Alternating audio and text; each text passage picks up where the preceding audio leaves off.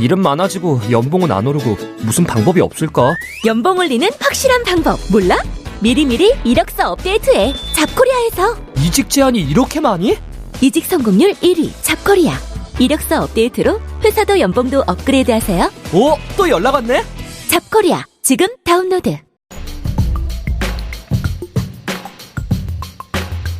일생 동안 당신이 반드시 읽어야 할 100권의 책 일당 100.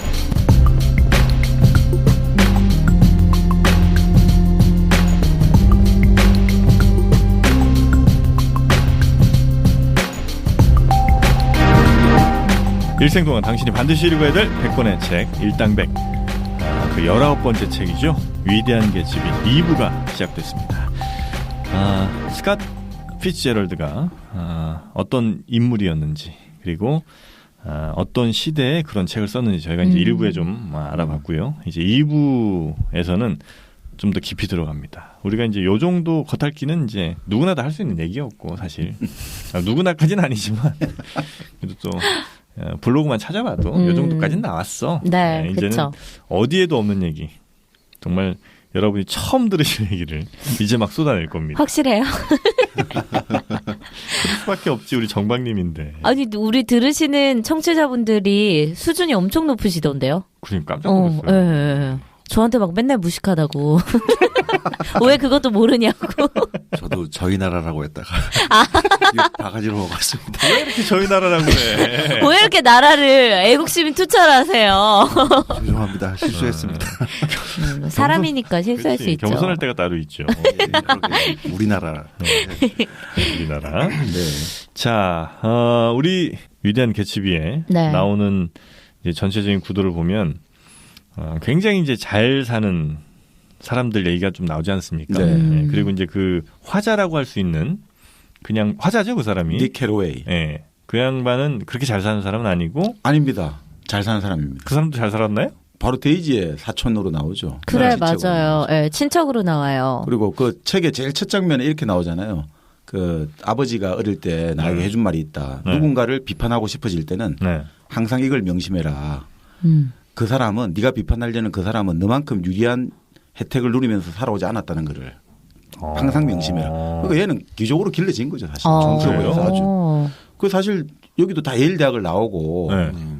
글을 좀 이런 재주가 있었는데 네. 결국 정권업으로 해가 돈이나 좀 이런 그 배워볼까 해가지고 이 미국 그 뉴욕으로 오게 되는 거고, 아버지가 1년간 생활비를 다 대주기로 하고 그렇게 나오죠. 그러니까 기본적으로 언제든지 돌아갈 고향이 기반이 있는 거죠. 영화를 내가 영화랑 섞여봐서 그런가? 왜 이렇게 좀 네. 약간 찌질하게 나왔었던 것 같은데. 저 스파이더맨이잖아요. 예. 하얀애. 얼굴 하얀애. 야, 백인들은 다 해야죠. 얼굴. 유독 하얀애. 네. 이름 뭐였죠? 그 친구. 토비 맥과이어. 토비 맥과이어. 맞아. 맞아. 그 토비 맥과이어 영화에서는 쓸모가 있어, 우리 감독님이. 꼭 있어야 돼, 이 자리에. 네, 맥과이어. 영화에서는 네. 개츠비를 해상하면서 네. 일종의 요양원에서 알코올 중독, 일종의 신경쇠약증, 이 증세를 앓고 있는 걸로 나오거든요. 알코올 중독으로. 그 사람이요? 예. 그 사람이 젊었을 때 개츠비를 만난 거 아니에요? 그렇죠. 그쵸? 그래서 그 네. 개츠비를 만나가지고 거기 감화받은 이야기를 하는 거죠. 왜 개츠비가 위대한지 나는 알았다. 왜 개츠비에게 정말 배운 게. 그러니까 이 사람은 자기와 기반하고 있는 이 많은 어떤 속물들이죠. 주변의 부자들. 네. 이 부자들 다 합친 것보다 개츠비가 정말 위대한 사람이다. 당신은 뛰어난 사람이요. 1등 속물인가? 개츠비가? 그건 아니고. 그러니까 이게 재밌는 게 그 닉 캐로웨이라는 이름이 캐리드 어웨이거든요. 캐리드 어웨이. 뭐에 홀딱 빠지다는 거예요. 이 사람은 개츠비에 홀딱 빠진 거예요. 닉 캐로웨이. 그리고 개츠비가 GAT로 시작하거든요. 네. 이게 미국 속어로 총이란 뜻이에요. 권총. 뭐가요? 개츠비의 GAT가. 그래요? 그 말은 뭘 뜻하냐면 기본적으로 개츠비가 좀 불법적인 거 20년대 넘어왔던 거. 군인도 했지만 군인 소령도 했지만 여러 가지 그런 걸 좀 암시하고요. 네. 이거 봐, 이거 어디서 들어봤어요? 그러게. 그리고 여기 소설에 나오는 여주인공 이름이 있죠. 데이지. 데이지는 뭐 국화의 한 종류인데 데이지가 생명이 아주 길어요. 봄부터 여름까지 오랫동안 길게 펴나고요. 그 꽃이 아주 오래 가고 거기 나오는 이제 데이지 남편 그 톰 부캐년의 이제 정부라고 해야죠. 내연의 여자. 네. 그 여자 이름이 머틀로 나오죠. 머틀? 근데 머틀도 바로 그거예요. 우리가 치면 은매화예요. 은빛 매화. 네? 매화 꽃이요? 매화. 그건 무슨 의미예요? 은빛의 매화는 매화는? 이제 꽃도 되고 열매도 되고 다 매화 우리 매실도 먹고 하듯이. 네네. 그러니까 머틀도 바로 그 식물 그 이름을 뜻하는 거예요. 그러니까 여주인공은 다 식물로 설정하는 거예요. 또 재미있게. 그러니까 이 이름 하나하나에 다 의미는 좀 많이 부여해 놨더라고요. 남편 이름은요? 남편 톰 부캐년.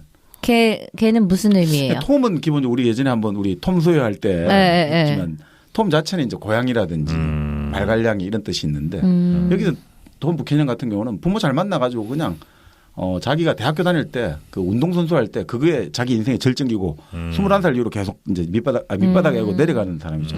왜냐하면 더 이상 뭐 좋고 나쁠 게 없는 거예요. 그 돈이 있는 사람이니까. 그 등장인물마다 다 이런 의미들이 있다. 네네. 요건 약간 그 임성환 작가가 좀 응용한 거 아니에요? 그렇네. 나 잘난. 그렇죠. 원래 이름을 뭐 명명하는 게 중요하지 않습니까? 그러니까 이름을 여주인공이나 남주인공 이름 명명이 참 중요하니까 문학에서.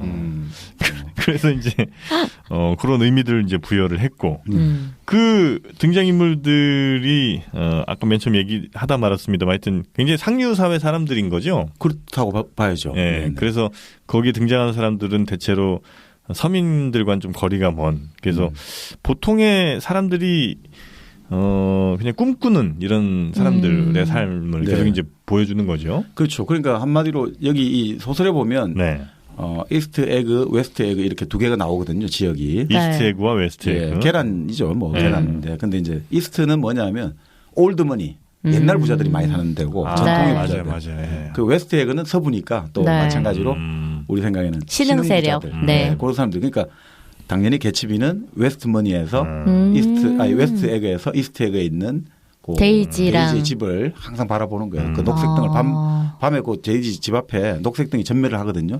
계속 밤마다 보고 있는 거죠. 어두운 밤 속에서. 동란, 설안 요 정도 하면 될까요? 동란. 그렇죠. 설안. 거기서 이제 결국 그 맨해튼 섬으로 맨해튼이 가장 중심이지 않습니까? 거기 맨해튼 섬에 우리가 말하는 5번가 티파니도 있고 보석 가게 다 있잖아요. 금융회사. 그게 동란인 거죠? 아니죠. 맨해튼 다르죠. 여기는 설안이에요? 센터. 네. 그렇죠. 중란. 그렇죠. 그러니까 거기 갈 때 반드시 거쳐야 되는 데가 제의 꼴짝이라는 데를 거쳐야 돼요. 제의 꼴짝이. 제의 꼴짝이? 우리 담배째 할 때 그러니까 이런 거기는 한마디로 일종의 황무지로 설정되는 거죠. 그 영화에서 보면 그 머틀 자기 이제 톰의 정부 이 머틀 자기 남편과 사는 그 주유소 겸 정비소 거기가 위치한 데가 이제 그 제의 꼴짝이죠. 아주 막 어물하게 그리지 않습니까? 약간 그 도시로 따지면 약간 좀 발전 안 된 동네 뭐 이런. 뭐 완전히 그러니까 하층민들 사는 그냥 슬럼 정도 생각하셔도 될 겁니다. 거기에 이제 설정돼 있는 거죠. 네네네. 그게 이제 그 당시에 어떤 그 계급 같은 것도 이제 보여주는 하나의 장치일 수 있겠군요. 그렇죠. 그러니까 이걸 가지고 그 개츠비가 기본적으로 계속해서 이스트 에그를 지향하는데 그리고 이스트 에그에 도달하지 못하는 거죠. 그리고 이스트 에그 사람들은 그 웨스트 에그를 신경도 안 쓰는 거죠. 그 제의 골장이나 너희들이랑 뭐 차이가 있냐 이렇게 보는 거죠. 그 나중에 그 우리가 영화나 소설을 보면 개츠비가 그 오로지 데이지를 끌어들이기 위해서 계속해서 파티를 열지 않습니까? 진짜 산의 진미를 보보가 수천 명이 오는데 그 와중에 그러면 밤마다 그 자기 집에 따뜻하게 불을 밝히고 정말 밤부터 새벽까지 계속 불을 밝히니까 톰의 집에서도 그 불빛은 볼 수는 있을 거잖아요. 근데 톰 부캐넌 같은 경우는 뭐라고 말하냐면 나중에 저기 뭐 하는 거지? 그냥 만국박람회를 하나? 불은 왜 켜 있지? 그러니까 아무 관심이 없는 거예요. 부자들은 그러니까 뭐 저기 하든지 우리 보통 사람 같으면 아니 저 집은 뭐 하길래 밤마다 불을 저렇게 켜고 풍악을 울리고 근데 부자들은 기본 아무 관심이 없는 거예요. 그래서 우리가 나중에 뭐 그런 일본에 그런 속담이 있는데 귀인은 냉정하다고 귀한 사람은 별로 인간의 정을 잘 몰라요. 어릴 때부터 귀하게 자란 사람들은 인간의 정을 잘 몰라요. 웃고 울고 이런 어떤 감정을 잘 몰라요. 우리가 보통 재벌 어떤 2세, 3세라든지 권력자 2세, 3세를 보면 그 감정이 별로 없습니다. 왜냐하면 어릴 때부터 그 사람에 대한 거는 관계를 형성하면서 서로 치고받고 하면서 만들어지는 건데 그런 게 없잖아요. 그러다 보면 인간의 왜 울고 웃고 왜 성내하는 걸 잘 몰라요. 정영진 씨는 왜 재벌 2세도 아닌데 감정이 없어요? 그렇게 교육받았어요. 부모님한테. 그러니까 예를 들면 그 평창동 부자들이 강남 부자들, 졸부들 뭐. 에휴, 뭐 니네들이 뭐 해봐야 뭐 이 정도 느낌. 그렇죠. 우리 같은 경우는 예전에 저도 유명한 분들이 있는데 네. 그분도 아주 유명한 이제 언론사에 주필을 하시고 아주 그 장관도 하고 이런 분인데 네. 그분이 그런 이야기를 하더라고요. 자기 선배인데 네. 아주 예전 이제 구한말부터 대주주 집안, 대지주 집안에 그게 자기가 음식을 먹는데 자기가 생선회라든지 좀 날 음식 이런 걸 좋아하니까 네. 이 사람이 혼잣말로 이런 얘기 하더라는 거예요. 역시 근본은 어쩔 수 없군. 그 귀족집은 반드시 조리를 해야 되거든요. 음식을. 근데 날거로 먹는 거 보고 역시 근본이 어쩔 수 없군. 이런 이야기를 하더라. 그러니까 되게 기분 나빴다 이러더라고요. 근데 본래 그렇습니다. 그쪽에서. 근본 없는 놈들이다. 그러니까 그 우리가 유럽 있지 않습니까? 영국 같은 경우 왕실이 있지 않습니까? 네. 왕실이 있는 사회에서 보면 귀족들이 있잖아요. 네. 귀족 계급은 귀족 계급이 어떻게 우리가 근대 자본주의가 되면서 귀족은 많이 몰락하지 않습니까? 네. 그래도 잘 살아 있죠. 네. 그런 네. 부가 땅이 있고 갑자기 없어질 수 없죠. 이권을 가지고 있으니까. 그렇지만 흔히 말하는 부르주아들이 돈을 가지고 이제 새롭게 들어오지 않습니까? 그러니까 이 사람들하고 이제 교제는 해야 되는데 좀 싫잖아요. 아래 것들하고 교제하려니까 돈이 있으니까 어쩔 수 없는데. 네. 그래서 발전시킨 게 뭐냐면 일종의 에티켓을 발전시킨 거예요. 에티켓. 매너라는 것은 남을 배려해 주는 거거든요. 네. 우리가 매너가 좋다는 건 이 사람이 참 이 사람이 저 사람이 지금 좀 뭐 힘들어 보인다 이럴 때 의자를 빼준다든지 저 사람 목이 말라 보니까 이런 건 매너가 되거든요. 네네. 근데 에티켓은 뭐냐면 구분하는 배타적으로 하는 거예요. 너는 이런 에티켓도 모르냐? 밥 먹기 전에 물도 손으로 물 짚고 딱 먹는 것도 모르냐? 야, 이 물은 당연히 손 씻는 물인데 이걸 벌컥벌컥 들이마셔. 넌 에티켓이 없구나. 넌 사람을 볼 때 왜 이렇게 바라봐? 사람을 볼 때는 항상 목 주변을 바라봐야 되는데 너가 똑바로 눈을 바라본다는 건 너 정말 에티켓이 없구나. 이거를 영국 귀족들이 발전시킨 거예요. 부르자들을 좀 경멸을 이제 자기들 티내기를 하려고. 네. 그러니까. 에티켓이라는 건 매너랑 그렇게 좀 다른 거군요. 배제를 하려고 만든 거죠.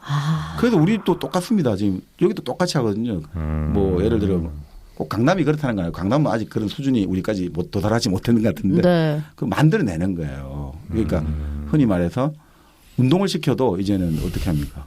우리가 남들이 다 할 수 있는 운동을 안 시키는 거죠. 맞아. 항상 남들이 아이스하키 이런 거 시켜요. 뭐 승마라든지 승마하죠. 그래서 다 승마 같은 거 시키는 이유가 있는 겁니다. 악기를 해도 우리가 대금이 아니 뭡니까 피리 불고 리코더 이런 거 학교에서 배워가 금방 하는 거 안 배우고 리코더 무시하시는 거예요. 아니 근데 이제 오랫동안 시간 걸리는 뭐 플루트라든지 바이올린 교습 이게 오랫동안 시간 걸리는 거 이건 돈과 시간을 투자해야지 얻는 취미지 않습니까? 이런 것들이 사실은 끊임없이 계속 만들어지는데 지금 마찬가지로 이 위대한 개츠비에 나오는 것도 이런 게 딱 반영되고 있는 거죠. 네, 네.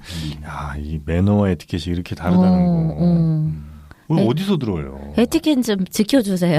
우리 녹음할 때 정영진 씨.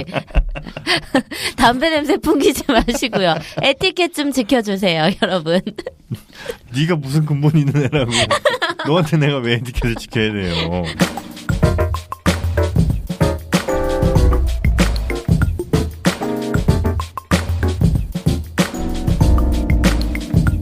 그래서 이제 이 책에 저는 이제 가장 중점을 두고 봤던 게 네. 일종의 저는 아메리칸 드림이 이제 큰 테마가 아니었나 이렇게 이제 봤거든요. 그 바로 핵심입니다. 그게 핵심입니까? 아니, 제가 보기엔 진짜 핵심 중에 핵심입니다. 아메리칸 드림. 네. 아니에요, 이거는 전 남친의 영원한 사랑이에요, 이거는. 그게 아메리칸 드림이 되는 거죠. 그러니까 영원한 헌신하고 사랑을 하면 반드시 그 보상이 온다. 이 사람도 나를 사랑해 줄 거다.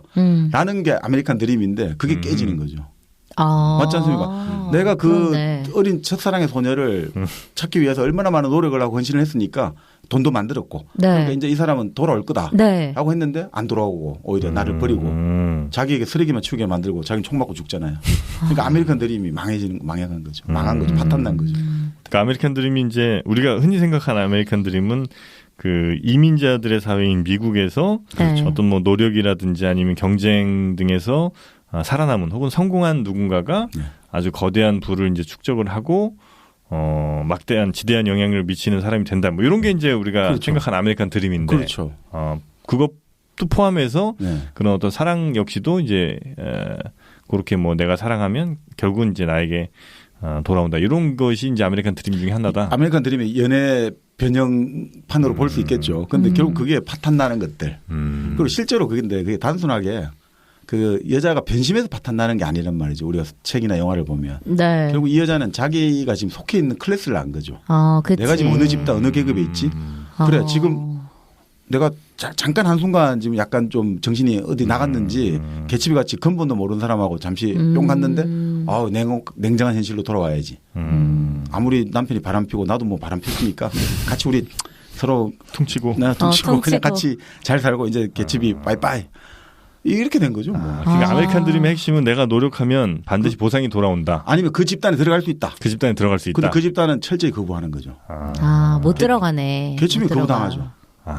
그게 이제 이 소설의 핵심이군요. 네, 저는 그래서 사실은 이 개츠비에 그런 장면이 나와요. 개츠비 집에 네. 톰이 우연하게 톰이 네. 말을 타고 자기 일행 3명하고 개츠비 집을 들르는 거예요. 네. 니가하고 개츠비에 같이 있는데 인사를 하는 거죠. 그래가 개츠비가 아주 정중하게 인사를 하면서 마실 걸 주겠다. 마실 걸 내오겠다니까.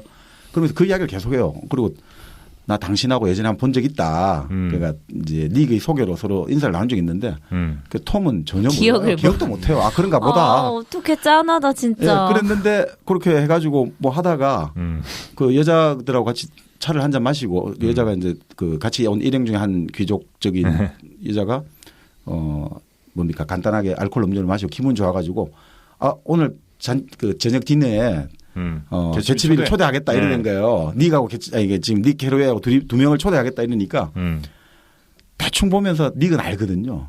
이 여자가 초대하지만 그거는 빈말이라는 걸 알거든요. 그러니까 닉은 거절을 해요. 그러니까 닉은 알거든요. 그러니까 이 에티켓과 매너를 다 알기 때문에 알거든요. 그냥 빈말 인사말 정도 한 건데. 근데 개츠비는 너무 좋아하는구나. 너무 좋아하는 거야. 잠깐만 기다려고 내가 지금 말이 없는데 자동차를 어떡해. 가지고 따라가겠다. 그리고 잠시만 기다리다 내가 가서 막 이 머리 단장하고. 네, 근데 그러니까 톰하고 나중에 일행들이 막 비웃는 거예요. 저 친구 정말 안 되겠구만 이러고. 순진한 친구네. 그래 니한테 우리 먼저 간다. 이러고 가버리니까 개츠비가 이제 모자까지 딱 하고 딱 내려오는데 아무도 없는 거죠. 이게 닉만 있는 거지. 그러니까 참 닉이 그걸 바라보면서 여러 가지 생각을 하는데 제가 볼 때 그 장면이 바로 개츠비가 환영받지 못하는 들어갈 수 없다. 저 개츠비는 그 집단 속으로. 아무리 돈을 많이 벌어도 돈 가지고는 안 되는 게 있다는 거죠. 그쪽에. 그러니까 아메리칸 드림은 분명히 그렇지 않습니까? 미국은 돈으로 움직이는 사회고 어떤 인종과 뭐 민족과 뭐 모든 계급을 다 떠나서 내가 열심히 노력하고 성과를 내면 나는 꿈을 이룬다 이러는데 실제로는 개츠비가 그렇게 얼마나 열심히 일했습니까? 근데 결국 안 되잖아요. 막 불법까지 저지르면서 열심히 일을 했는데. 그 정도로 했는데 돈을 오로지 데이지를 찾기 위해서는 돈이 필요하니까. 돈이란 사다리가 없으면 데이지한테 갈 수가 없잖아요. 데이지가 저 성에 있는 공주인데 내가 이 데이지 성에 올라가려면 사다리가 있어야 되는데 이 사다리는 돈을 갖고 만들어야 되니까. 근데 이 사다리 갖고 만들었는데 올라가니까 사다리를 또 걷어차버리는 거죠. 사다리를 걷어차는 거죠. 사실은 안타까운 거죠. 우리가 느끼는 단순한 연애소설의 안타까움보다 이런 뭔가 피츠제럴드가 유명한 말을 했거든요. 부자는 우리와 다르다. 근데 그걸 해밍웨이가 좀 묘하게 비틀어가지고 되게 피츠제럴드를 속물로 만들었거든요. 네. 근데 사실은 그건 아니고 그냥 자기 경험상으로 부자는 우리와 같은 조건으로 떨어진다 하더라도 자기가 우리보다 낫다. 난 너보다 낫다고 생각하는 그렇게 길러진 사람들이다 이런 뜻이었는데 그거를 해밍웨이가 인터뷰를 하면서 피츠제럴드가 부자는 우리와 다르다 이래가지고 자기가 그래야 그들은 우리보다 돈이 조금 더 많을 뿐이야 이런 식으로 쏘아줬다 이랬는데 좀 나쁜 인간으로 만들어버려가지고 그렇죠. 해밍웨이가 그런 이야기도 있죠. 네. 우리는 사실 뭐 한번 그 6.25와 이제 그 일제 강점기를 거치면서 쭉 내려오던 어떤 뭐 귀족 문화나 이런 계급 이런 것들이 사실 이제 허물어진 상황에서 지금 이제 신흥 귀족이라고 할 수 있는 이른바 뭐 재벌가들 혹은 뭐 이렇게 돈 많은 사람들 이런 사람들이 이제 그들의 세계를 공고화하고 있는 중인 거 아닙니까 지금은? 그렇죠. 그럼 이제 우리도 한 뭐 50년 혹은 뭐 그 이상의 시간이 흘러가면 요 상황과 비슷한 상황이 올 수도 있겠군요. 그러니까 사실 이 미국의 소설들이 왜 사회 변화라든지 사회 진로를 좀 암시를 해주지 않습니까? 예언자처럼. 그러니까 이 개츠비가 바로 그런 암시를 해주는 거죠. 미국의 꿈이라는 것들, 미국이라는 것들이 결국은 이렇게 가다가는 제대로 가지 못한다는 걸 암시도 해주고. 그럼 대표적인 건 미국 소설들 예전에 그 영화된 앵무새 죽이기 이런 앵무새 죽이기. 거기도 인종차별의 현실들. 거기는 아무런 것도 없는데 그리고 법정에서 이 무죄임에도 불구하고 결국은 유죄가 되고 그 사람이 자살하게 되고 여러 가지 그 일들들. 그걸 통해서 사실 아메리칸 드림이 없다. 이런 게 나타나는 거죠. 그러니까 정말 좋은 미국 소설들은 오히려 이렇게 아메리칸 드림이 없다는 걸 보여주는 거예요. 그 말이 정답이네. 반미국적인 소설이에요, 사실. 그런데 그래서 미국 사람들이 좋아할지 미국 사람들이 가장 사랑하고 네. 그 반미국적인 걸. 네. 왜냐하면 자기가 되고 싶었는데 안 되는 걸 상징하니까 그 좌절에 대해서 깊은 공감을 하는 거죠, 우리가. 되게 현실적인 소설이네요. 그렇죠. 그러니까 이게 결국은 미국은 우리가 계급이 없다라고 생각하는데 우리가 흔히 말하는 미국 사회를 움직이는 와스비라 해가지고 화이트 앵글로색슨 프로테스탄트. 그러니까 사실 뭐 우리가 케네디만 해도 그 케네디 대통령이 소수파이지 않습니까? 네, 아일랜드 네, 네. 아이리시 이민이고 네. 가톨릭을 믿었고 또 아버지가 마찬가지 20년대 이 금주법 시대에 밀주로 돈을 많이 벌었다. 이렇게 나다 보니까 케네디도 주류로 제대로 대접을 못 받았거든요. 그러니까 이런 것들이 다 깔려 있는 거죠. 아, 그나저나 그 책에서 뭐 일부에서 잠깐 말씀하셨습니다만 물이 많이 나오잖아요. 네네. 물이 많이 나온다고 하면 좀 그런가? 그러니까 물이 많이 등장하잖아요. 네. BT. BT. 정민현님. 진짜 에티켓 좀 지켜주세요. 정민현님만 이상하게 생각해. 물이, 왜 웃어요? 왜요? 물이 많이 등장한다고요. 네네. 네, 그렇죠. 물이 등장하죠. 물이 현근하죠 뭐. 아니 왜? 정박님 대박. 아니 왜? 조심해 주세요. 아니 저기 그게 아니라 그런 건 우리가 할게요. 너무 충격적이다 진짜. 아니 그게 아니라 이게 정박님 입에서. 아니 피츠제럴드 전문가가 모린 코리건이라는 여성 평론가가 있는데 이 사람이 이 핵심을 물로 봤어요. 개츠비 소설의 주제는 물이다. 물이 흥건하다 여기는. 물로 생성되는 게 술, 물, 네. 모든 것들이 흥건히 젖어 있다. 수영장, 바다, 뭐 그 해협, 뭐 이런 것들. 네. 아 진짜인데. 뭐 더 이상 드릴 말씀이 없습니다. 이 부분은 제가. 네. 그래서 정박님도 어쩔 수 없나 봐. 네. 점점 물 들어가고 계신 것 같아요. 빨리 물 들어올 때 놓쳐 보세요. 네. 그래서 물이 흥건한데. 아니 이게 어떻게 보면 뭐 이 소설을 쓸 때 위대한 개츠비를 쓸 때 두 가지 큰 사건이 있었다고 하더라고요 당시에. 네. 당시 미국 사회예요. 네. 뭐 당시 조금 이제 시간이 지났지만 첫 번째 사건이 네. 어떤 교회 신부님이 있었는데 네. 그 자기의 내연의 여자가 있었대요. 그 내연자하고 이 신부가 두 명이 피살체로 발견됐는데 아주 끔찍한 피살체로 발견됐다는 거예요. 몸의 일부분이 다 잘려 나가고 베어지고 그러니까 치정 사건이다. 여기 하나 있고 또 하나가 이제 미국으로 치면 당시 그 1904년에 일어난 사건인데 1904년 6월 15일에 일어난 사건인데 지금 우리가 9.11 테러가 이제 지금까지 미국 역사상 가장 큰 이제 테러로 인해서 많은 사람이 죽었지 않습니까? 근데 고전에는 뉴욕에서 가장 큰 사건이 이 제너럴 슬로컴호라는 배가 있었는데 이 배가 그 뭡니까 롱아일랜드 해협 쪽 가다가 배가 결국 침몰하게 된 거예요. 그래서 사람이 1,301명이 죽었거든요. 네. 원인은요? 그 원인은 뭐 너무 많은 저기 뭐 사람과 여러 가지 낡은 배와 여러 가지 이렇게 나타나는데 네네. 문제는 거기 이제 제대로 된 구명 도구가 없지 않습니까? 그래서 구명 도구에 엄마들이 이제 애들을 태워가지고 강으로 이제 지금 배는 침몰하고 여기서 자기들 애들이 살리려 보냈는데 그 애들 탄 구명 도구가 바로 가자마자 깔았는 거예요. 이 제대로 이게 잘 정비가 안 돼 있어 가지고 그래서 어마어마한 그게 큰 사건을 미쳤거든요. 그래서 이 물이라는 것들이 당시 이 소설을 쓸 때 이 피츠제럴드 어떤 생각에 많은 영향을 줬다 이렇게 보거든요. 뭔가 죽음. 네. 그게 뭐냐면 여기서 아메리칸 드림하고 똑같은 이야기인데요. 네. 결국은 이 미국 사회가 우리가 공부할 때도 그런 이야기를 많이 하는데요. 그 이야기 아시죠? 싱크 오어 스임. 빠져 죽든지 아니면 계속 헤엄쳐라. 수영해라. 살아야 된다 이거죠. 살아야 된다. 살아있으면 계속 헤엄치고 안 그러면 빠져 죽는다. 네. 이게 바로 미국 사회다 이거죠. 경쟁 사회. 그러니까 이 물이라는 것들. 그러니까 결국 이게 미국에 살아가는 보통 사람들은 이 물 속에서 살아야 되는데 조금이라도 헤엄치지 않으면 빠져 죽는다는 거죠. 거기서 물 밖으로 이제 머리를 내밀려고 노력하는 게 바로 개츠비다 이거죠. 네. 실제로. 그런데 부자들은 어떠냐 이거죠. 부자들은 처음부터 둥둥 떠 있어도 된다 이거죠. 자기 많은 재산과 집안의 배경이 있으니까. 그래서 소설을 보면 이 뭐 데이지나 이런 사람들이 기본적으로 둥둥 떠 있다는 식으로 표현되거든요. 의자에 누워가지고 둥둥 떠 있다. 그러니까 이 사람들은 부자는 흔히 말해서 그런 이야기 하거든요. 뭐 물갈퀴도 있고 여러 가지 많아가지고 몸에 부착한 게 많아서 별로 그렇게 손짓 발짓 안 해도 빠져 죽을 일이 없는 거죠. 그런데 이제 피츠제럴드나 이런 사람들은 물에 조금이라도 우리가 생존의 노력을 게을리하면 싱크 침몰해버린다 이거죠. 그런 이미지를 많이 썼다 이렇게 보는 거죠. 실제로. 혹시 그 녹색은 뭐 의미가 있습니까? 그 녹색에 대해서는 녹색 등을 이제 네. 그 데이지 집에 네. 그 앞에 있는 녹색 전멸등을 계속 바라보지 않습니까? 네. 그 소설의 마지막에 보면 그 녹색 등은 이렇게 보죠. 그 닉이 이렇게 보는 거죠. 이 녹색 등을 바라보면서 개츠비는 왜 저 밤마다 저 녹색 등을 향해서 손짓을 뻗고 계속 혼자 오랫동안 지켜봤을까. 근데 그거를 뭐 예전에는 이 녹색 등은 하나의 돈이다.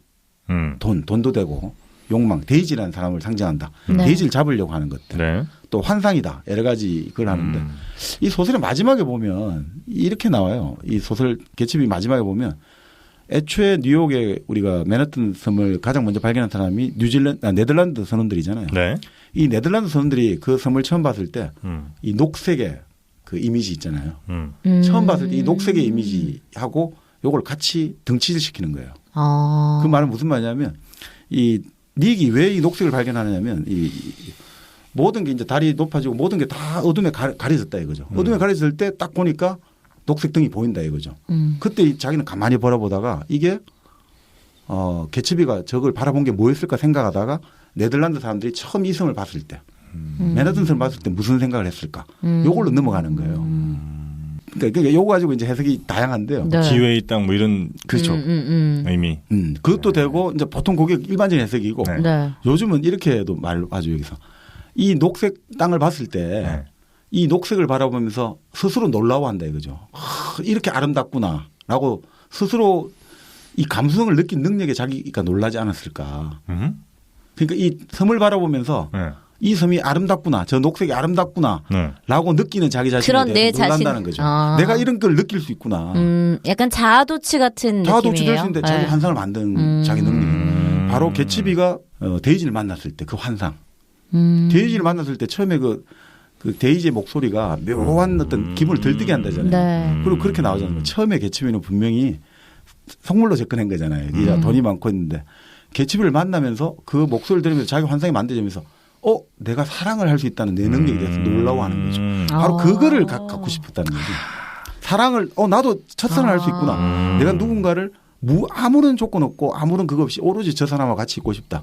저 사람하고 같이 모든 걸 하고 싶다. 이런 사랑의 능력을 내가 갖고 있구나. 뭔지 알 것 같다. 그래서 이 마지막 장면이 결국은 미국도 애초에는 그렇게 시작된 거 아니냐. 근데 그런 것들이 데이지라든지 톰이라든지 이런 어떤 속물들에 의해 가지고 지금 모든 어떤 그런 꿈들이 다 훼손되고 어떻게 보면 그 순수하려고 했던 개츠비는 결국 그 사람들에 의해 가지고 그 사람들이 어지르는 쓰레기를 치우다가 찌꺼기를 치우다가 이 사람은 결국 희생된 거 아니냐. 뭐 이렇게 볼 수 있다는 거죠. 때는 2010년으로 거슬러 올라갑니다. 2010년. 네. 제가 그 미국에 동서 횡단을 했어요. 차를 가지고. 네. 횡단을 하고 쫙 가는데 콜로라도주의 그 로키 산맥을 넘습니다. 네. 옆에 여자 있었어요? 옆에 여자 금발 있었어요? 금발은 아니었어요. 네, 거기 딱 넘어가는데 네. 밤에 이제 아무런 조명도 없죠. 아무런 조명도 없는 상황에서 밤에 정말로 얼마나 이제 공기가 맑겠어요. 그 빛이 아무것도 없는데 중간에 가다가 이제 차가 섰어요. 왜냐하면 차가 이제 2000cc짜리였는데 일정 고도 이상을 넘어가면 차가 그 산소 부족으로 제대로 연소가 안 돼요. 그래서 그 콜로라도 그 넘을 때는 반드시 3000cc 이상 차만 넘을 수 있습니다. 그걸 몰랐어요? 몰랐지. 그 정도 고도. 네. 그래서 그 견인차가 와서 이제 나중에 끌어가는데 딱 그쯤에서 이제 차가 서갖고 어떻게 뭐 어디 신고도 할 수 없고 차에서 그냥 자야 돼요. 다른 차가 올 때까지. 노린 것 같은데. 그래서 이제 밖에 나가서 밖을 봤단 말이에요. 네. 근데 주변에 이제 아무것도 없잖아요. 그래서 마치 그 반구의 형태로 하늘이 쫙 펼쳐지는 거예요. 근데 그 하늘에, 까만 하늘에 별이 얼마나 많은지 정말 그 까만 부분보다 흰 부분이 많다고 착각할 정도로 별이 막 별이 쏟아진다는 느낌. 이게 들 정도로 이렇게 너무 예쁜 거예요. 근데 그걸 보면서 하늘을 보면서 웃지 마세요, 여러분. 저의 눈에 눈물이 또르르 떨어집니다. 숭고함을 느끼셨네. 그러니까 이 대자연의 그 아름다움에서 눈물을 흘렸단 말이에요. 근데 그 한 10분 정도 후에 전 제 마음속에 하나의 의문이 생기죠. 정말 이 자연을 보고 내가 감탄해서 눈물이 난 건지 아니면 이 자연에 감탄할 수 있는 나를 스스로 기특해하면서 대견하다. 그렇죠. 약간 헷갈리는 거예요. 그 느낌이 바로 아마 그 녹색을 보는. 그렇네. 딱 들어맞네. 이래서 경험이 중요해. 너 이런 경험 해봤습니까, 정민현님? 그건 잘 모르겠고. 사람에 대해서 해보셨겠죠. 사람이요? 무슨 사람이요? 아니, 남편분이나 뭐 아이나. 그런 거 없어요, 저는요. 전 데이지처럼 굉장히 이성적으로 판단하는 사람이어서 상류층 여자라. 그러니까 데이지하고 개츠비가 같아요. 같긴 같은데 다른 결정적인 차이가 데이지는 제스처의 세계에 살아가는 거예요. 제스처를 취한다. 우리 척하는 세계에 살아가는 거예요. 친한 척, 사랑하는 척. 그 데이지는 사랑하는 자기 자신의 환상에 살아가는 거죠. 사람을 사랑하는 사람이 아니에요. 자기 딸에 대해서도 별 관심이 없고 오로지 자기 자신의 어떤 사랑의 이미지는 그죠? 그런 거니까 이 제스처의 세계에 살아가는데 개츠비는 감정의 세계에 살아간단 말이죠. 감정이 만든 환상의 세계에서. 그러니까 이건 데이지가 뭐 잘나고 못나고 상관없이 이제는 돌아가는 거예요. 그 자체로. 그러니까 그렇기 때문에 결국 얻을 수 없는 것을 얻으려고 하니까 결국 개츠비가 결국 실패하고 좌절할 수밖에 없지 않나. 얻을 수 없는 거잖아요. 네네네. 하여튼 저한테 다시 한번 또 감동하게 됩니다. 위대한 개츠비의 닉 캐러웨이. 비슷합니다. 위대한 정프로예요. 그 여자랑 별을 본 건 아니고요. 거기서 여자 얘기는 자꾸 감동을 좀 이렇게 여기까지 끌어올렸을 땐 좀 유지 좀 시켜라. 우리 청취자분들도 지금 나랑 같이 감동하고 계신데. 하여튼 물이 그런 의미 이 소설에서. 그러니까 결국은 뭐 이 위대한 개츠빌 피츠제럴드가 결국 이 사람도 결핵을 알았고. 술로 결핵이요? 결핵. 결핵은 결국 폐에 물이 차기도 한다고 하더라고요. 그래요? 그럼 결국 이 사람도 내부 익사인 거잖아요. 그렇네. 그리고 술을 워낙 좋아했으니까 알코올에 익사인 것도 되고. 그래서 사실 이 사람이 죽었을 때도 안 줘요. 이게 진짜 소설이 자기 자신을 예언하는 효과가 있다고 하잖아요.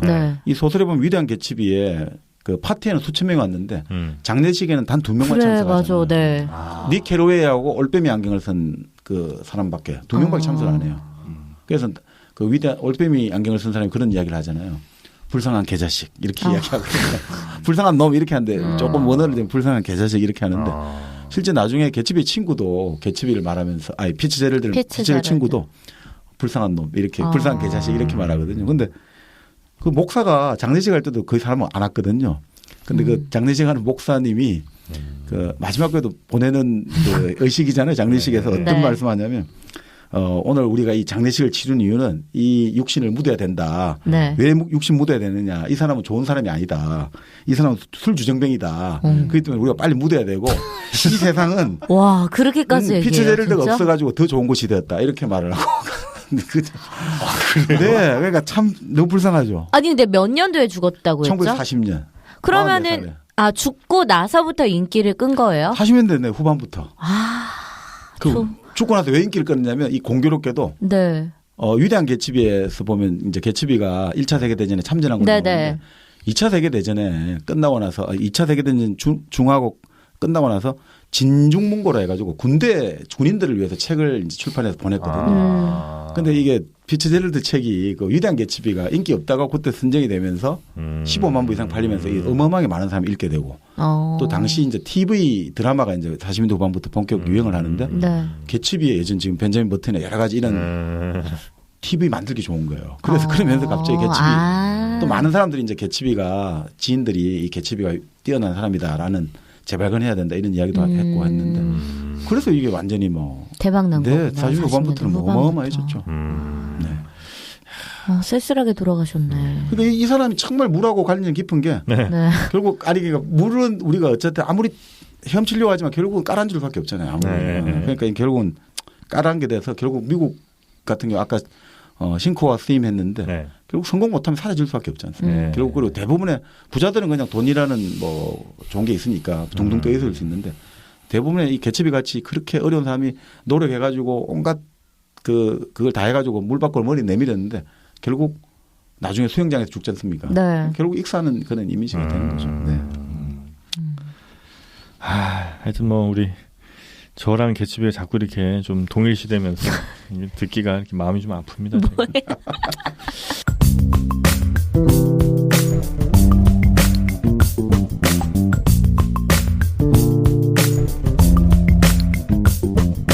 그나저나 이 제목 네. 위대한 개츠비 네. 얘는 왜 위대한 거예요? 왜 위대할까요? 우리 한번 반어법 아니에요? 반어법. 어. 어떤 의미에서? 찌질한데. 네, 위대하지 않으니까 그 모습이 되게 발버둥치다가 결국에는 비극적인 결말을 맞잖아요. 하긴 그 미국의 고교생들은 네. 그 개츠비를 읽혀 보면 스토커 같다. 스토커? 너무 옛날 애인을 그 집착한다. 여자한테. 그럼 옛날 애인이 자기를 지금 사랑한다고 자기 남편 앞에서 말하는데도 그 남편에게 당신은 저 남자를 단 한 번도 사랑하지 않았다고 선언해라 이런 식으로까지 말하니까 너무 좀 스토커 같다 이런 이야기도 하죠. 그나저나 저희가 참 잠깐 쉬는 시간에 논쟁이 뜨겁게 붙다 말았는데 논쟁거리는 아니죠 사실은. 그 데이지랑 이 개츠비랑 네. 잤냐 안 잤냐. 저는 예전에 소설을 읽었는데 네. 그리고 영화를 또 나왔을 때 봤는데 저는 안 잔 줄 알았거든요. 잤죠. 많이 잤어요? 몇 번 자지 않았을까? 몇 번 잤어요? 궁합이 잘 맞아서 못 잊었나. 정박님이 좀 얘기해 주시겠습니까? 아니 책을 보면 이제 나와요. 했다고? 아니 책을 보면 이렇게 나오죠. 개츠비가 그 1차 세계대전 때 참전하기 전에 네. 그 도시에 있었지 않습니까? 데이지가 그 도시에 있다가 만나게 된 건데 그 도시에서 10월의 어느 날 첫 키스를 하는 걸로 나오죠. 첫 키스를 하는 걸로 나오죠. 아주 아름답게 묘사되어 있는데 어쨌든 그렇게 나오는데 그 이후에 대충 이제 소설의 흐름을 보면 키스만 했겠어. 아니 그러니까 그렇죠. 뭐 이제 어떤 관계를 맺었다 이런 정도는 충분히 유추할 수 있고 또 새로 이제 재회를 했지 않습니까? 5년 만에 만나서도 충분히 그건 어떤 기분일까? 왜냐하면 이렇게 나오죠. 왜냐하면 5년 만에 만났는데 네. 둘이가 이제 애초에 어디서 만나냐면 그 닉 캐로웨이 집에서 차 한잔 마시는 걸로 만나는 게 나오는데 어느 순간 보니까 닉 캐로웨이라는 존재가 옆에 있어도 아무 신경을 안 쓰는 거예요. 너무나. 그리고 닉 캐로웨이가 개츠비하고 그 집을 가잖아요. 데이지 집을 갔는데 남편이 잠시 마실 것 가지고 간 사이에 바로 대담하게 키스를 하는 게 나오거든요. 그래서 데이지의 친구인 누구죠? 조던 베이크가 야 여기 숙녀가 있다는 걸 좀 기억에 다오 이러니까 너도 뭐 그러면 옆에 네가고 그래, 키스라고 맞아. 뭐 방에서 그런, 막 그런 걸로 봐서는 수주 동안 충분히 서로 탐닉을 했습니다. 육체 했어요? 탐닉이 있었어요. 이거는 분명히. 근데 이게 했으면 이 정도로 좀 지구지순 뭐 나름 지구지순한 이런 느낌이 나오기가 쉽지 않거든요. 남자가. 네. 했으면 그거는 정영진 씨 같은 BT 같은 분들이나 볼 거 다 봤다 하고서 이제 싹 입 닦는 거죠. 순정남들은 안 그래요. 아니 순정남이 아니라 개츠비가 오히려 말 그대로 아주 아까 말씀드린 거하고 똑같은 거죠. 내 능력에 찬탄을 금치 못하게 된 거잖아요. 너무 잘하는.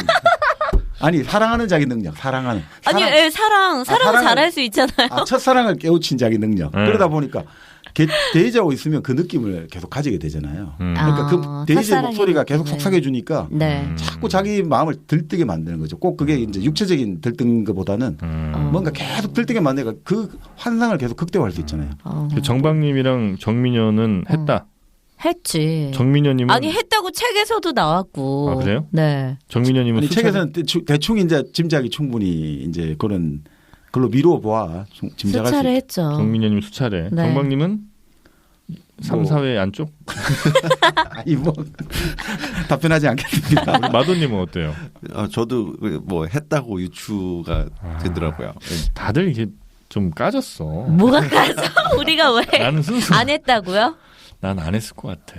왜 안 해? 했으면 그렇게까지 집착할 수 있을까요? 아니 그러니까 아까 말씀드린 대로 자기 환상을 이 사람은 굴려가는 거고 데이지는 그 자기 환상에 내계가 촉발을 된 사람이니까 그럼 계속 필요한 거죠. 귀에다 속삭였대잖아. 그러니까요. 그 느낌을 잊지 못하는 거지. 절정의 순간에 귀에다가.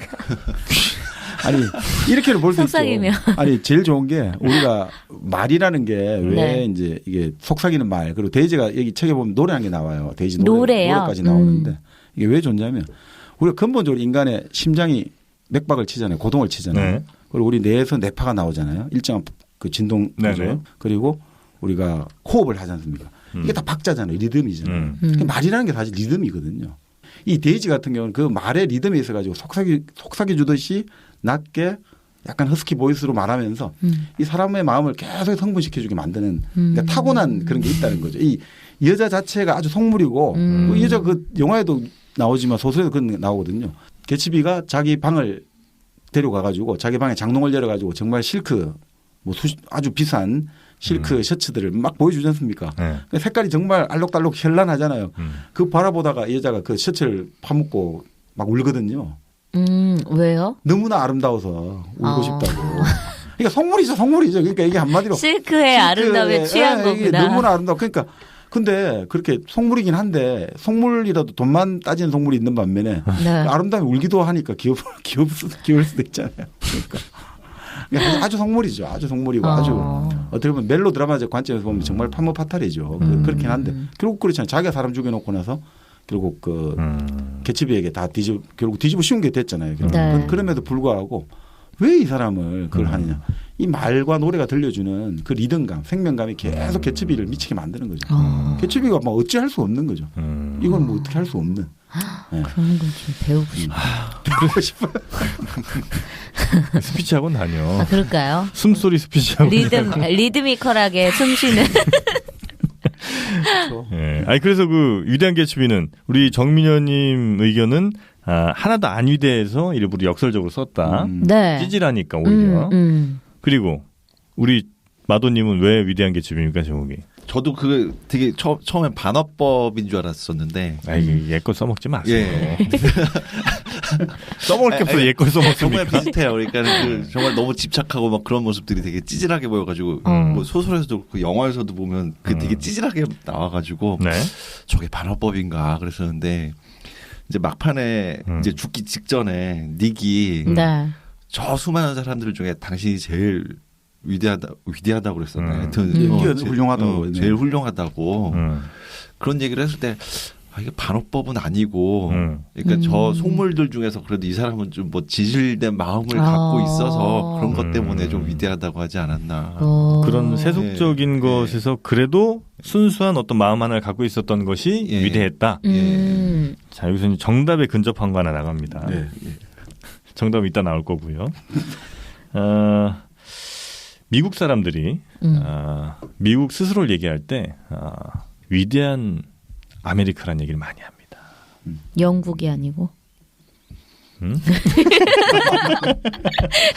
잠깐 영국일 거예요. 정신 차리세요. 아니 미국 사람들이 애국심을 굉장히 강조해요.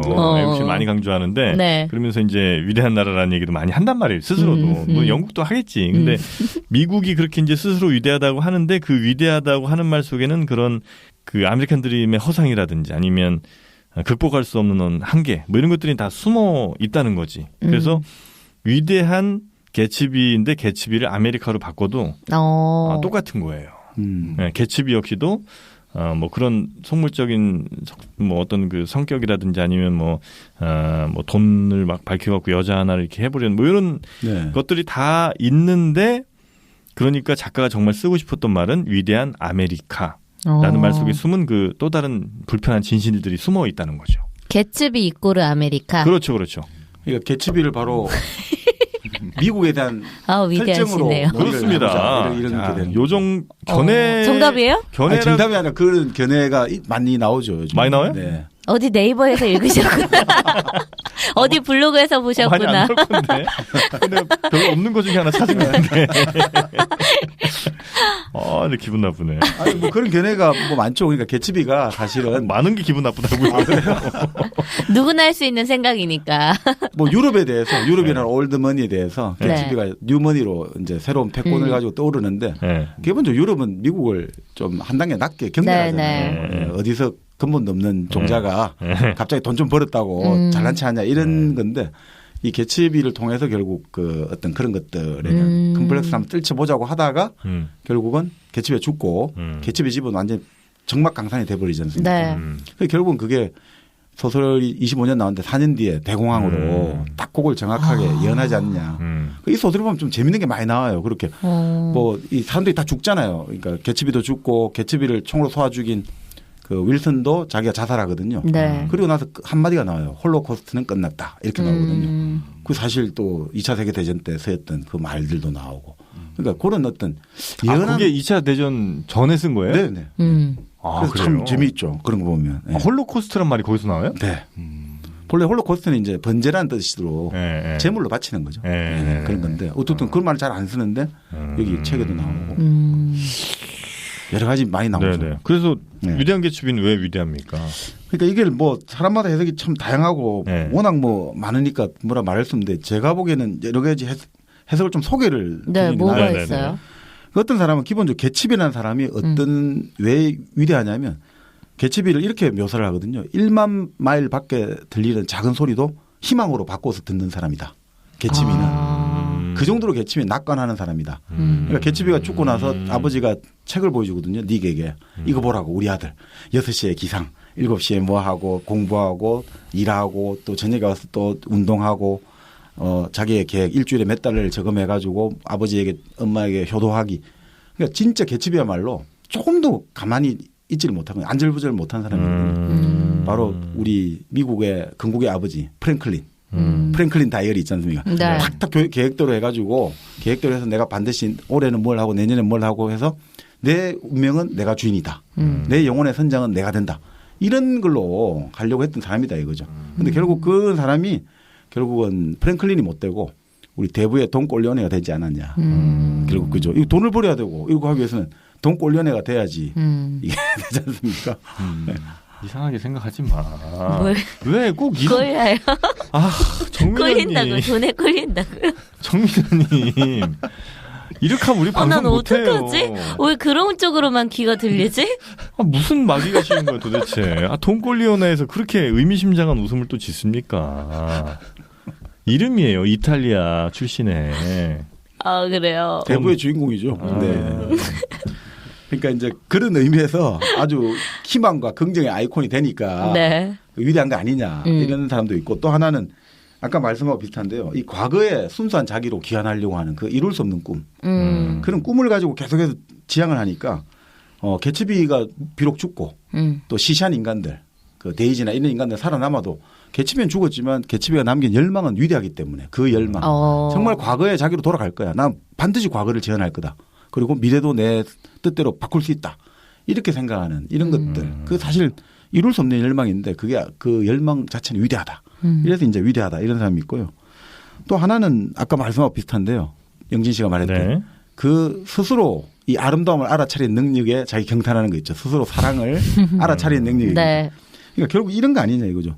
왜 이제 닉이 끝에 초록빛 등을 보면서 초록빛 맨해튼 섬하고 연관을 짓지 않습니까? 그래서 어떤 사람들은 이 시점에서 이 소설은 멜로 소설에서 역사 소설로 넘어간다 이렇게 하는데 결국 그때 뭐냐면 우리가 이렇게 보시면 되죠. 한강이라는 게 옛날부터 있지 않습니까? 그러니까 예전에 우리가 서울에 살 때 한강에서 그냥 그저 물도 깃고 빨래도 하고 이렇게 생활했을 거 아닙니까? 생활의 수단. 생활 그 자체였겠죠. 생활 환경. 근데 갑자기 이 한강을 이 좋은 한강을 왜 그냥 그대로 놓고 보냐. 한강에 유람선도 띄우고 한강을 가지고 돈을 만들어야지 왜 이 강을 그냥 다리만 놓고 이것만 이용하냐. 이거 가지고 돈을 만들어 보자. 이용의 대상으로 사람이 조금 인지가 발달하면 그러죠. 그러다가 마지막 단계로 보면 뭐냐면 한강을 그 자체로 바라보는 심미적 아름다움의 단계로 가잖아요. 인간의 인식 단계에서 결국 가장 중요한 거는 그 자연, 즉 존재를 그 자체로 바라보는 그 자체에서 그 아름다움을 볼 수 있는 능력. 그게 사실은 가장 높은 인간의 어떤 이성의 능력 아닌가. 바로 그런 의미에서 개츠비라든지 니익이 이 초록빛 등을 바라보고 초록빛 등을 바라보고 느꼈던 것들은 네. 바로 그런 우리가 인간이 가지고 있는 가장 원초적이고 원시적이고 그런 어떤 아름다운 것을 경탄하는 능력들, 순수한 것을 재현하려고 하는 그런 느낌들. 네. 이런 것 때문에 위대한 건 아니냐.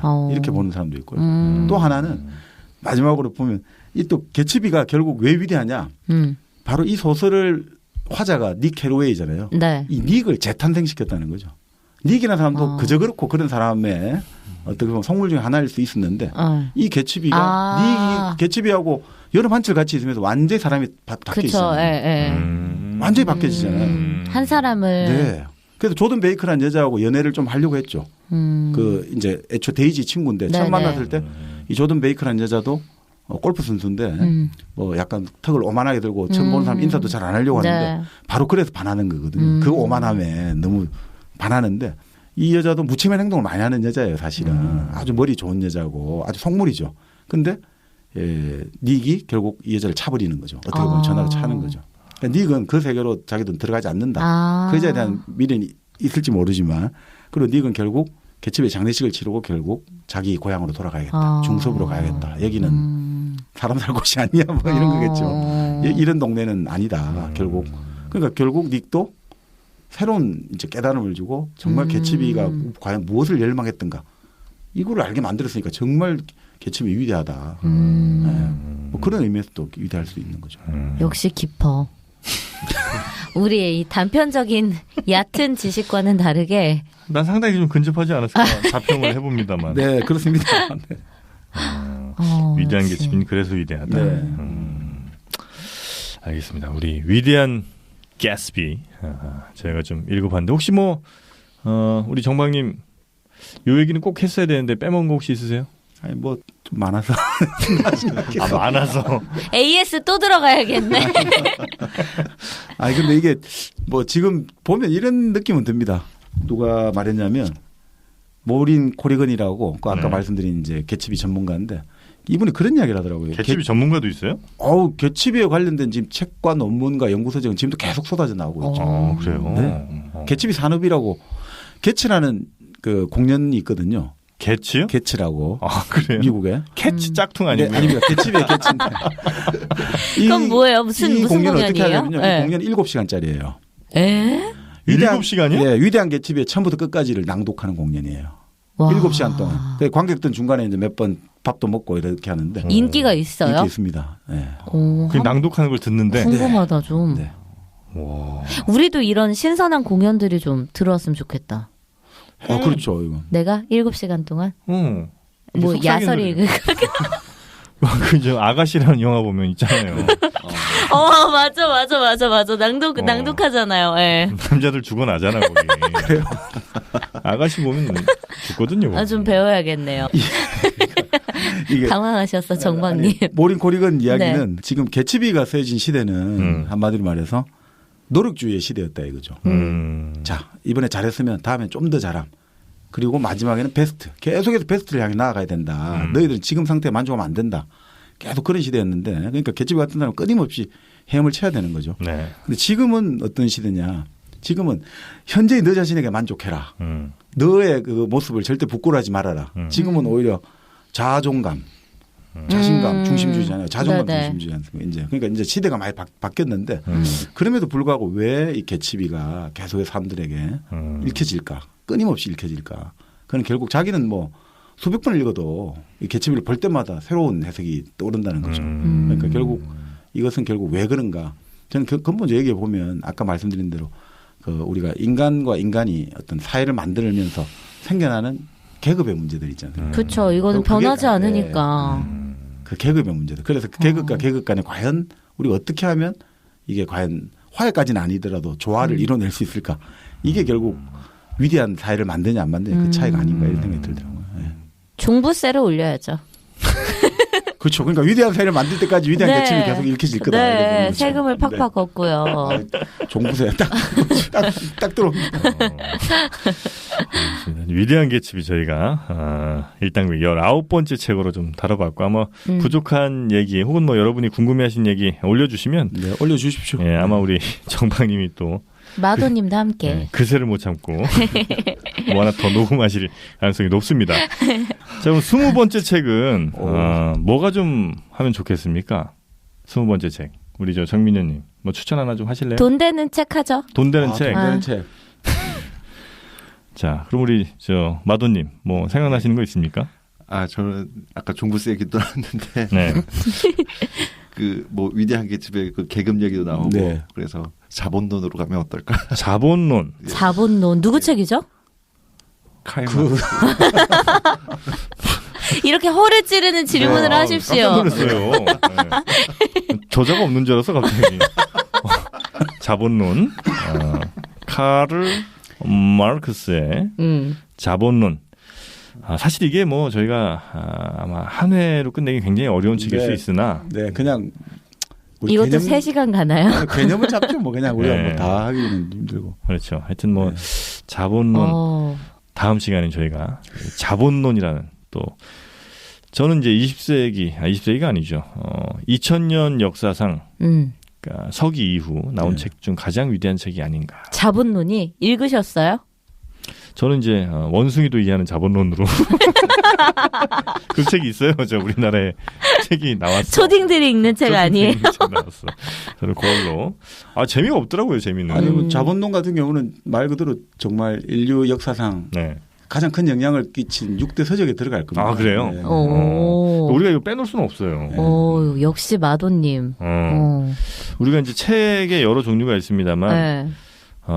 세상의 이치를 알려주는 책이 있고 세상을 바꾸는 책이 있습니다. 바로 자본론이 세상을 그렇죠. 바꾸는 책 아니겠습니까? 그러니까 바로 지금 저번에 우리 했던 플라톤의 국가, 뭐 폴리테이아하고 그리고 지금 자본론, 그리고 성경, 그리고 종의 기원 이런 책들. 종의 기원.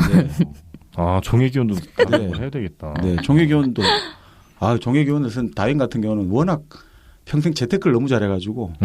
그러니까 직업이 없어요. 근데 정말 이거 하면서 재테크를 잘해가 정말 뛰어난 사람이더라고요. 근데 하여튼 얼핏 들었는데 종의기원 나중에 뭐 할지 모르겠습니다만 종의기원 책을 쓸 때 그 다윈이 일부러 재미없게 썼대요. 왜요? 너무 재미없게. 왜냐하면 그 책이 상당히 그 시대에는 낼 수가 없는 책인 거예요. 왜냐하면 이건 진화론, 그러니까 창조론을 정면 반박하는 책이기 때문에.